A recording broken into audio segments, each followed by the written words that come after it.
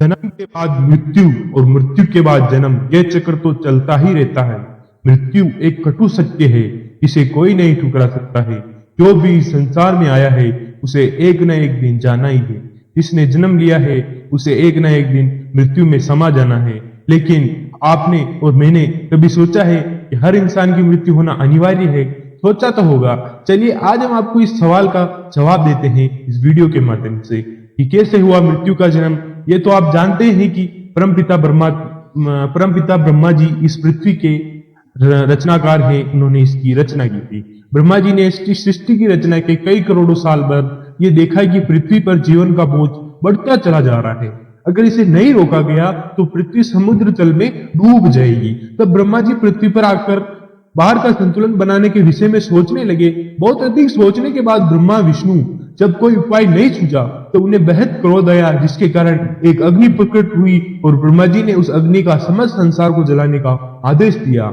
यह देखकर तभी सभी देवता ब्रह्मा जी के पास पहुंचे। तब ब्रह्मा जी ने उत्तर दिया कि देवी पृथ्वी जगत के वजन से चिंतित हो रही है। उनकी इस पीड़ा ने ही मुझे प्राणियों के विनाश के लिए प्रेरित किया है।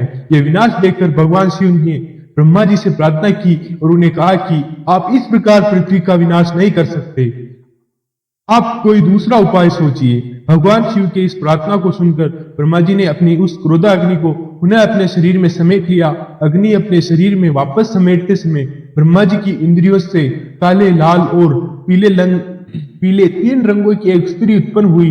ब्रह्मा जी ने उस स्त्री को मृत्यु कहकर पुकारा और उससे कहा कि मैंने तुम्हें तीनों लोकों का संहार करने की इच्छा से जो क्रोध किया था, मेरे उस क्रोधाग्नि से तुम्हारी उत्पत्ति हुई है। अतः तुम मेरी आज्ञा से जगत के प्राणियों का विनाश करो। ब्रह्मा जी की यह बात सुनकर स्त्री बहुत दुखी हुई और यह कहती हुई रोने लगी कि मैं पाप और अधर्म से डरती हूँ। फिर एक स्त्री होकर यह अहितकारक और कठोर कार्य कैसे कर सकती हूँ? रोती हुई स्त्री की आंखों से जो आंसू टपक पड़े, उन्हें ब्रह्मा जी ने अपनी हथेली में ले लिया और उसे समझाते हुए बोला, हे मृत्यु, तुम मेरी आज्ञा का पालन करो, इससे तुम्हें कोई पाप नहीं लगेगा। मैंने जो तुम्हारे आंखों से निकले आंसुओं के जिन बूंदों को अपनी हथेली में ले लिया है, वह व्याधियां बनकर उन प्राणियों का विनाश करेगी। उसके पश्चात तुम उन प्राणियों के प्राण हर लेना। इससे ही तुम्हें अधर्म नहीं धर्म की प्राप्ति होगी। सनातन धर्म तुम्हें सदा ही पवित्र बनाए रखेगा। ब्रह्मा जी की यह बात सुनकर मृत्यु ने उनका यह आदेश स्वीकार कर लिया और इसी जगत के सभी प्राणियों की मृत्यु प्राप्त होने लगी।